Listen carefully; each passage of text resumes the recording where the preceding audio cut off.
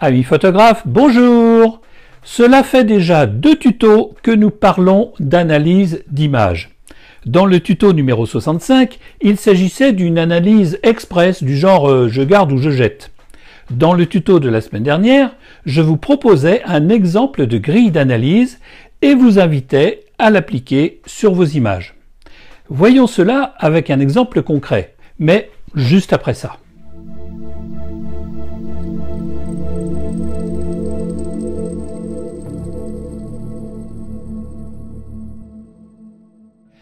Et comme on n'est jamais aussi bien servi que par soi-même, j'ai exhumé une photo déjà ancienne qui va avoir le mérite au moins d'être analysable facilement. Cette photo, la voici. Je vais donc afficher la grille d'analyse et suivre le plan et nous verrons bien ce que ça donne. Allez, on y va. Voici donc la grille d'analyse avec, je vous rappelle, 3 phases. Une phase de description, une phase d'analyse proprement dite et une phase d'interprétation. Alors on va attaquer tout de suite la description. Circonstances de la prise de vue. Ben écoutez, a priori, vous n'en savez rien. Moi je peux vous le dire, simplement c'était une promenade dans le quartier de Bellevue à Brest où je m'étais mis en mode photographe autour de cette église. Alors, circonstances historiques, il n'y en a pas. Le lieu, je viens de vous le dire. Le moment de la journée, ben, on voit que c'est en milieu d'après-midi. Et des éléments techniques particuliers, il n'y en a pas. Donc, on va voir le cadrage maintenant. Format, portrait ou paysage. Ben, écoutez, on voit bien que c'est un format paysage. Et que voit-on sur cette image? Eh bien, on voit une église. Ce qui nous fait dire que c'est une église, c'est la flèche. Sinon, sans la flèche, on pourrait penser que c'est un gymnase, par exemple. Et puis, on voit du ciel. Voilà, c'est tout ce qu'on voit en fait. On ne voit pas de personnage, on voit une église, donc un bâtiment et du ciel. Passons à la composition maintenant. Alors, placement sur l'image. Il n'y a rien à dire, le placement il est obligé, je veux dire l'église est en bas et le ciel est en haut, ça c'est clair. Par contre la surface occupée par chacun des éléments. Là on voit qu'environ la moitié de la surface est occupée par l'église et l'autre moitié par le ciel. Je n'en dis pas plus pour l'instant, on n'est pas dans l'analyse, mais on constate que en gros c'est moitié-moitié. La profondeur de l'image, les différents plans, la perspective, la profondeur de champ. Écoutez, au niveau des plans, on voit bien qu'il y a 3 plans successifs. Le premier plan qui est l'arête du toit, le deuxième plan qui est le bâtiment lui-même et le troisième plan qui est la flèche. Au niveau perspective, il n'y a pas de perspective. Par contre, on a tout de même ces arêtes qui mènent à un point particulier. Profondeur de champ, on peut dire que tous les plans sont nets. C'est tout ce qu'on peut en dire pour l'instant. Le point de vue, ben écoutez, c'est une contre-plongée qui est proche du bâtiment. Les formes, les volumes utilisés, eh bien écoutez, ce sont les formes et les volumes de l'église elle-même. Ah, la couleur, c'est intéressant. Qu'est-ce qu'on a comme couleur en fait? La seule vraie couleur, c'est le bleu du ciel. Le reste, c'est du blanc ou du gris ou du noir. Bon, qu'est-ce qu'on pourrait dire d'autre? Les lignes. Oui, les lignes peut-être tout de même, il y a des lignes, beaucoup de lignes et des lignes brisées. Donc voilà pour la composition. Éléments techniques. Technique utilisée, l'appareil. Oh bah là, j'allais dire ça n'a pas d'intérêt, mais on n'en est pas encore à dire si c'est intéressant ou pas, on est en train de décrire. Donc c'était un Nikon D200 avec une focale 38, donc l'équivalent en gros de 50 mm. L'ouverture était moyenne à 6,3, le temps de pause c'était au 125e de seconde. Quoi d'autre dire? Bah, rien de spécial. Et ISO 100. La netteté, bah, tous les plans sont nets. L'exposition, eh bien on voit bien que cette photo a été prise avec la technique de l'exposition à droite, puisque toute cette partie là est à la limite d'être cramée, mais on y voit tout de même encore des détails. Voilà, donc en fait l'exposition a été optimisée. Les couleurs, bah écoutez, cet élément de couleur est important puisque c'est une photo couleur, mais il y a quand même beaucoup de noir, de blanc, de gris qui contraste totalement avec le bleu du ciel. Bon, on va pas s'étendre davantage. On va pouvoir commencer l'analyse. Alors, question importante, quel est le sujet?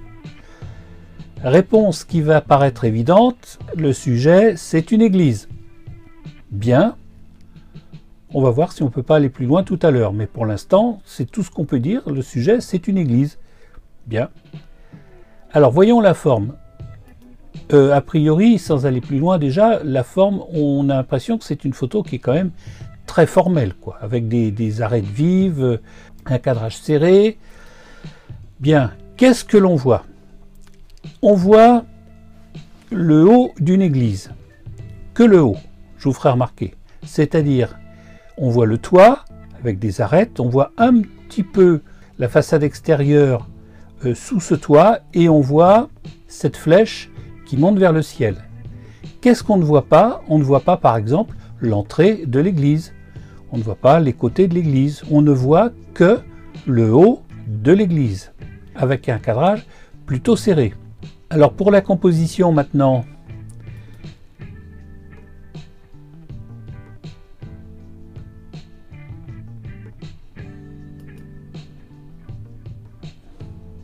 la structuration de l'image, donc on voit bien que l'image a été structurée en fonction des lignes du toit, c'est-à-dire qu'on a une ligne brisée ici, une autre ligne brisée ici, on a les lignes rectilignes du clocher, enfin de la flèche plus exactement, et un grand aplat de ciel bleu.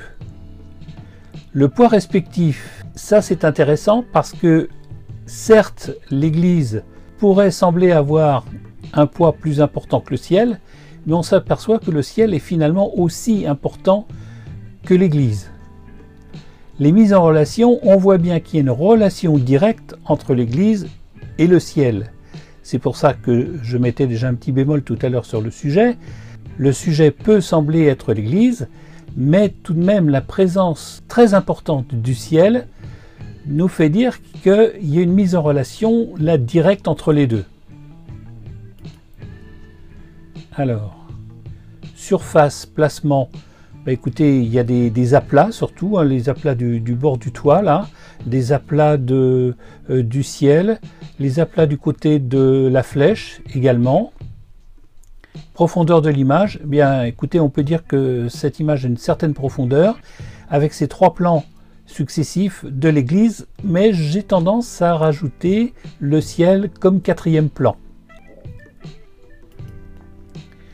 Alors cette photo est-elle travaillée ou négligée?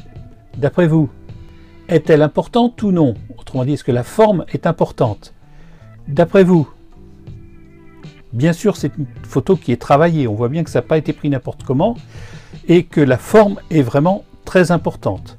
Ça n'a pas été cadré n'importe comment, la composition n'a pas été faite n'importe comment et très clairement le photographe a voulu établir une relation entre l'église et le ciel.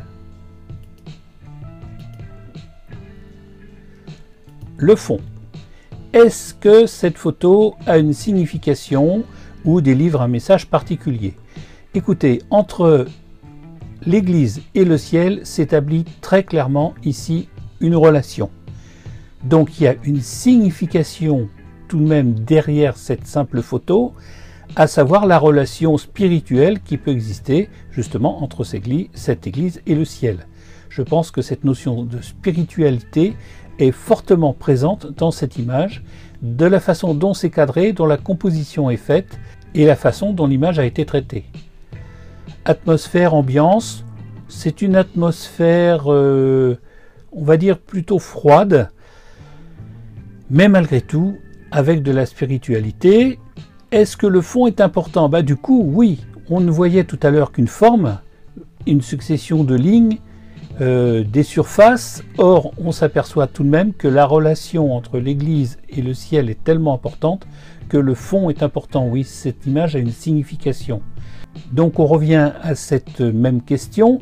Quel est le sujet? Eh bien, écoutez, on pourrait penser effectivement qu'il ne s'agit que d'une église, mais vu la relation qui existe entre l'Église et le ciel, c'est vraiment la spiritualité du lieu qui devient lui-même le sujet. Donc on peut attaquer l'interprétation. L'intention du photographe, écoutez, je peux vous en parler, mais enfin vous auriez pu le deviner tout seul. Effectivement, c'est bien cette relation spirituelle que j'ai voulu établir. Le rapport entre le sujet et la réalisation, c'est-à-dire est-ce que j'ai réussi mon coup? Écoutez, c'est à vous d'en juger. Moi j'ai tendance à dire oui, mais enfin peut-être que vous ne seriez pas d'accord avec moi.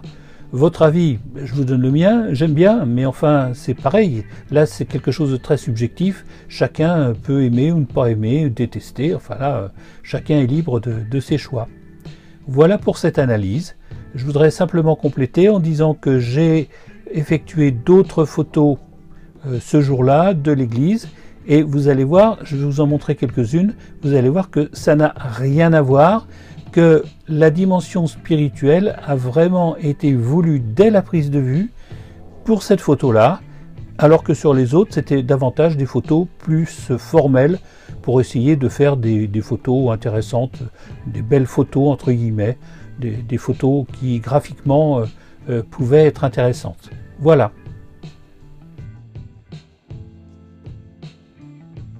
Vous voyez, cette photo pouvait sembler a priori banale, ou en tout cas purement formelle, alors que finalement, l'analyse nous a permis de déceler que tous les éléments qui la composaient n'avaient qu'un but, souligner la spiritualité du lieu. Pour dire les choses autrement, l'analyse a révélé que la forme était au service du fond. La bonne compréhension d'une œuvre passe toujours par une bonne analyse dont l'intérêt principal est probablement de rendre sensible cette relation intime entre le fond et la forme, entre l'âme et la matière, afin d'en négliger aucun au moment de ses prises de vue. Vous le constaterez toujours, les grandes œuvres ne sont jamais faites n'importe comment. Dans votre apprentissage et votre pratique de la photographie, vous ne devrez jamais oublier ceci, vos images méritent que vous vous appliquiez. Voilà, c'est sur ces bonnes paroles que je termine ce tuto qui vous encouragera, j'espère, à analyser vos propres photos. Sans oublier, c'est primordial, la phase de description que l'on a trop souvent tendance à omettre, nous privant ainsi de données qui pourraient enrichir l'analyse. En attendant, si vous ne l'avez pas encore fait, vous pourrez télécharger la carte heuristique qui a servi de support à ce tuto, ou le PDF correspondant, en cliquant sur le lien qui s'affiche ou celui figurant dans la description de cette vidéo. Je vous mets également dans la description le lien vous permettant de télécharger le logiciel gratuit FreeMind qui permet de l'afficher. Ça vous a plu? Alors, outre le pouce en l'air, l'abonnement et les commentaires, je vous demande de partager largement ce tuto autour de vous pour m'aider à créer une communauté de fidèles apprentis photographes la plus importante possible. C'est notre intérêt commun que cette chaîne soit vivante, variée et dynamique. Je compte sur vous. Allez, à la semaine prochaine pour un nouveau tuto.